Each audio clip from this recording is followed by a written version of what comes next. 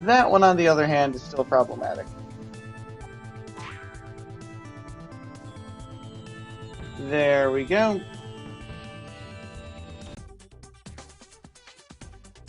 Alright, next level's Midnight Rings. My favorite part of this level by far is the music. It's, again, not completely original. This time it's a remix of a strange piece by Eric Whitacre. So yeah, definitely make sure to listen to the music if you can while I play this level. So the cool part about this level is it's not too special, but we have these rings. We have a lord of them. No, I'm kidding. So these power-up rings give you a power-up when you pass through them, and it immediately activates. So this one's Super Jump. And then the yellow gem rings, you grab the gem, and then the ring shrinks and disappears. So yeah, it's, fly through all the rings. Kind of like some kind of like Superman 64 that everybody seems to hate. I mean, for good reason, but maybe I shouldn't be comparing this to Superman 64. Regardless, super speed. And that was a gyrocopter ring, but I did not do that properly. Oh yeah, I never added the bounce trigger for this level. Remind me to do that. And that's why we stream these things, so that we can show off all of the bugs to the world a week before release. Dang it, this level's hard.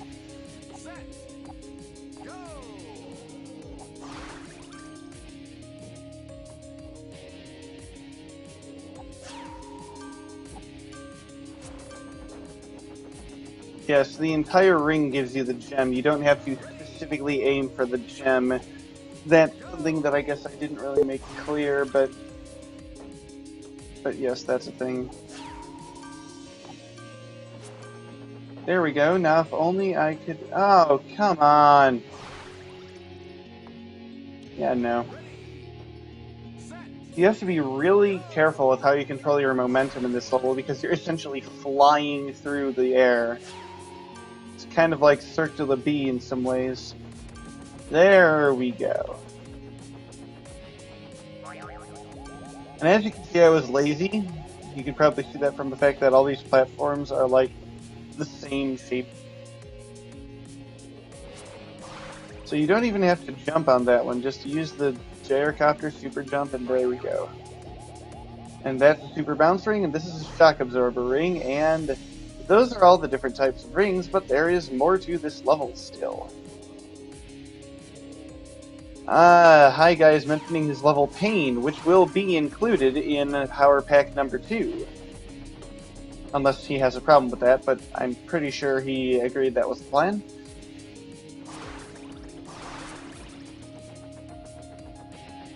So, the trick to this part is you don't want to get too high and then fall back down. Well, or you don't want to do that though. You have to kind of bounce on the rims of them.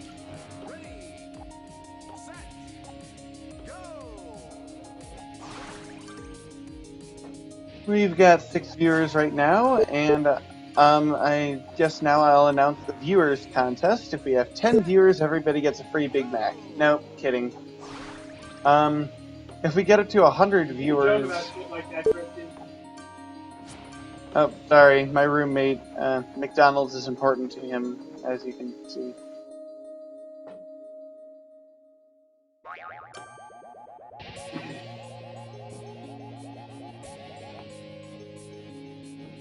So yeah, if we got 100 viewers, that might be crazy.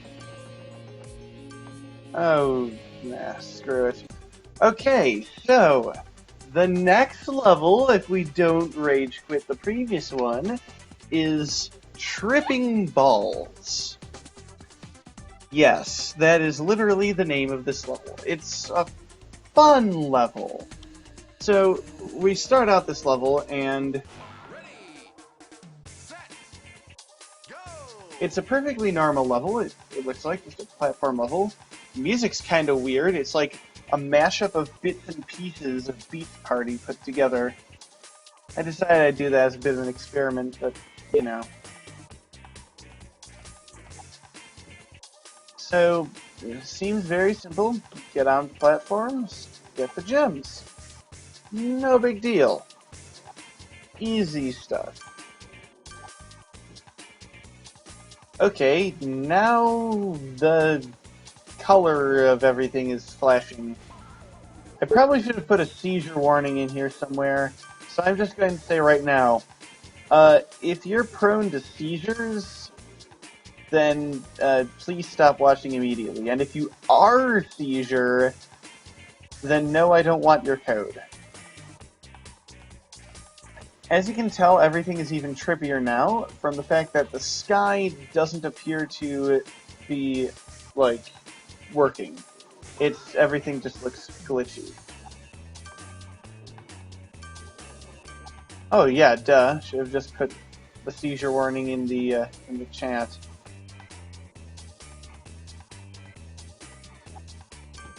Hey, is this trippy enough for you yet? No? Okay.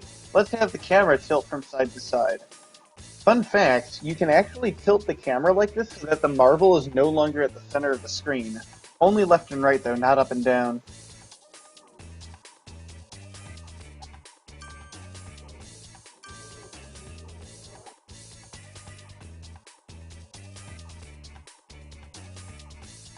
What's that you say? Not trippy enough? You're really sure? Okay, fine.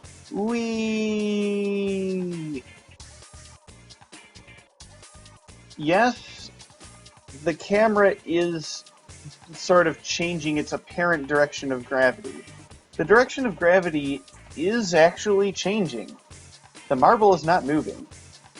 I'll let you figure out how I did that. Oh, hacks!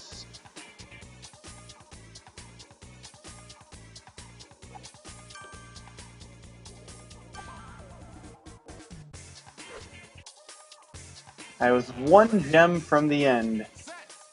Of course, when you go out of bounds, the entire level restarts and everything is eerily back to normal. So yeah, I guess I'll take a little bit of time to talk about how the code works in this level. So, when you come to here, everything is flashing. This is done by changing the sun color, which is harder than one might think due to the way the sun works. Like, you can't just change its properties, you actually have to apply it in the editor. This part here, where it gets all weird and glitchy, is done by just straight up,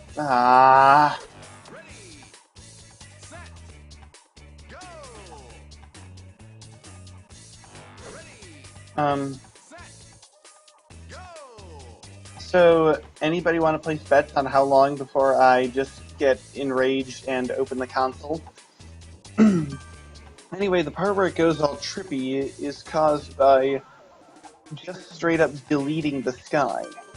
Turns out you can just call delete on the sky, and it deletes the sky. And then, rather than drawing the sky, it just has your sky be whatever was in the background, like whatever the previous frame of video was. So it looks really trippy and weird. I discovered this effect a while ago. Alright, now this part, there's an attribute on the Play GUI called Camera Zerot. And this part, okay, so try not to get too excited at this code, but as it turns out, there's a way to control the camera's perception of gravity and the actual gravity force independently. The trick is you set your gravity to 0 so that you don't actually have gravity, and then what you do is you create almost like a tornado, an object with a force field that covers the entire level and applies a force to the marble that's the same as what the force of gravity would be. The crazy thing is that it acts just like normal marble gravity. Like, I don't think you could tell this entire time, could you, that the gravity of this level is always set to 0. Because we've got this force of 20 units down that works the same way. Alright, enough of that level. So yeah, I call that a gravity controller, and if you want to use it in your own levels, just open up the code and you'll find the code for it. It's actually surprisingly simple. Next up is Super Cool. If you've ever seen the indie FPS Super Hot, which is still in development, expected to release later this year, I think, then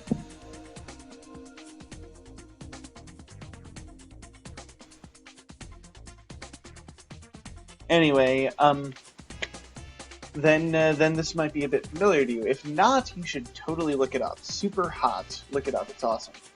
So, Super Cool is a similar concept. The way this works is time only moves at the rate that you move. I mean, that's not how the timer works, but that's how these igloo guns work. You see, like, the bullets are barely moving, but if I move faster, it's proportional.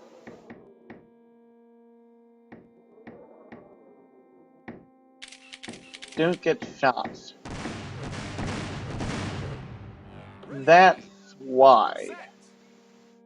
Holy crap, I just got owned.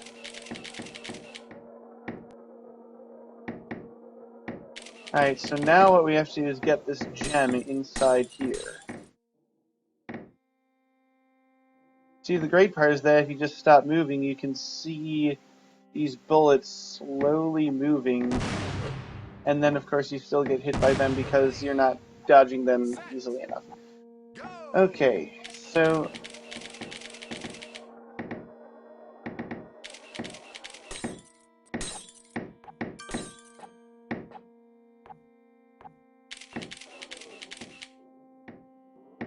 the proportion isn't quite a direct proportion. It's a direct proportion, but there's a slight offset involved so that you can't completely freeze time by completely stopping.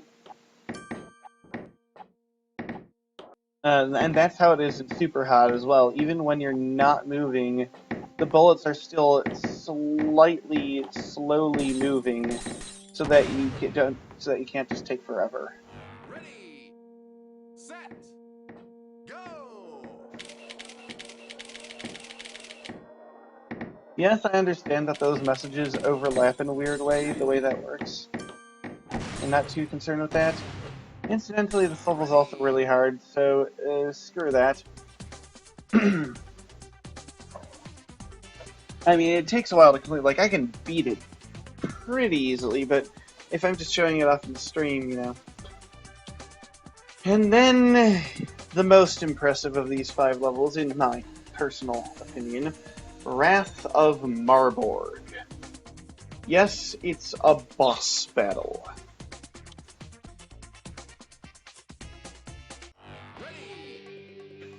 So, as you can see, there's this giant robot, and he can, like, walk around.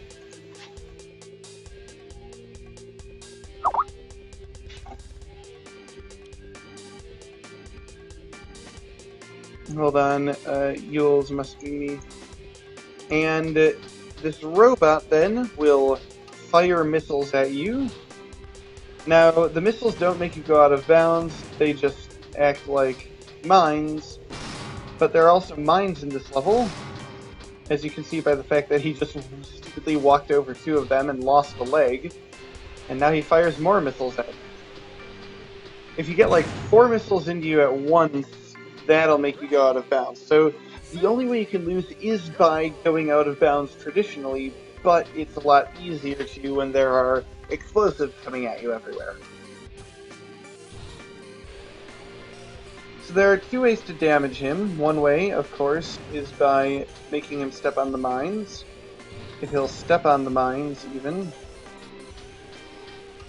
Wow. There we go. Well, okay, never mind.